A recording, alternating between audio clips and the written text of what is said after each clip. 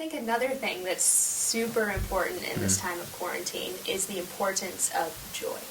And not letting our joy be taken from us in this time. Yeah. Because we have control over our attitudes.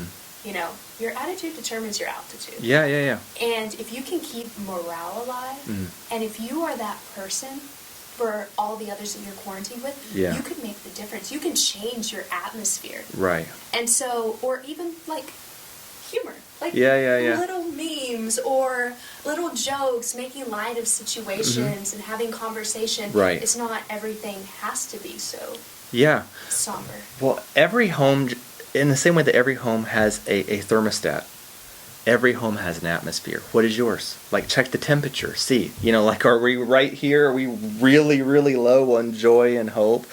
You know, like, and there are other people who wasn't taking this seriously at all, and so they were over here in, like, neglect land. Yeah, or you know, just like, super making fun of it. Right. And I don't have a problem with, like, it's okay to laugh at the Corona memes. Like, it's okay. Like, I'm just telling you, it's okay to laugh. We're all in this together. You know, it's like sometimes laughter is the greatest medicine, right? It is. Make a family comedy night or a talent show or something goofy and crazy that you would never do in a million years and you would never put on Instagram or Facebook because it's too embarrassing.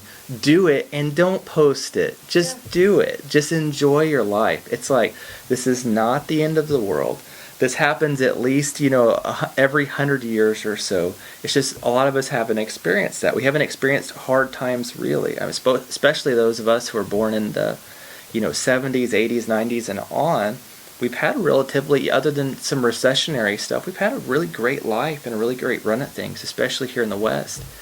And so I would say, you know, in the same way that you check your thermostat or your thermometer, you know, whenever, you know, check the atmosphere. Check like, is my house a home right now, or is it a place of panic, or a place of fear, or a place of neglect? And I just think that's really important. Just check the atmosphere. So I think this is a great opportunity for families and for relationships to have healing come into them. Yeah. And because we're reevaluating how we're doing, why we're doing certain things. Right. Where is our ground really? Right. Where is our foundation really? Yeah. Are we easily shaken when the storm comes and the wind comes? Or are we so grounded in knowing that we won't be shaken? Yeah. That we are going to be okay. Yeah. And united enough as a family, as community. Yeah. Whether that's, you know, just your friends, your family, or even, you know, your church family and other people that you can reach out to with a phone call, with FaceTime, with text. Right. I mean, my goodness, every digital outlet right now. Right. So I think this time will also bring a lot of healing and a different angle of perspective. Yeah. Times like this can either make your home and make your life, you know, they can make them better or they can make them worse. You know, in the same way that we've tried to make, you know, church about the Sunday morning worship experience, and maybe that wasn't the right model. It should be about the kingdom and about people. We can do the same thing in our homes. Like, maybe we made our house all about what we earn or the money that we make, the activities that we do. Right.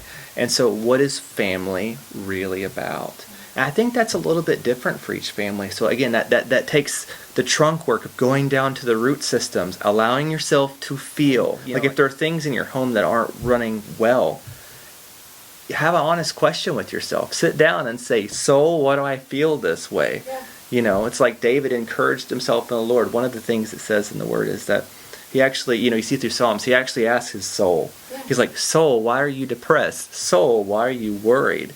And it sounds dumb, but go sit on your bed and ask yourself, soul, why do I feel this way? And then allow the Holy Spirit to co-labor with you in that time period. Get to the bottom of what that root is, and co-labor with God. Ask God. You know, once you find the problem, you half of the problem has been solved.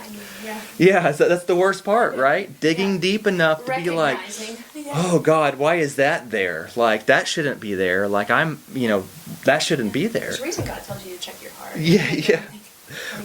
Right, exactly. So it's like, you know, find that thing that you don't want to believe that even exists about you, or even about your family dynamic, or churches right now, or church leaders. Like, it's like, why do I feel this way about ministry? Have I made things too much about this thing when it should be about this over here? Yeah. Have that honest discussion with yourself. You don't have to Instagram it.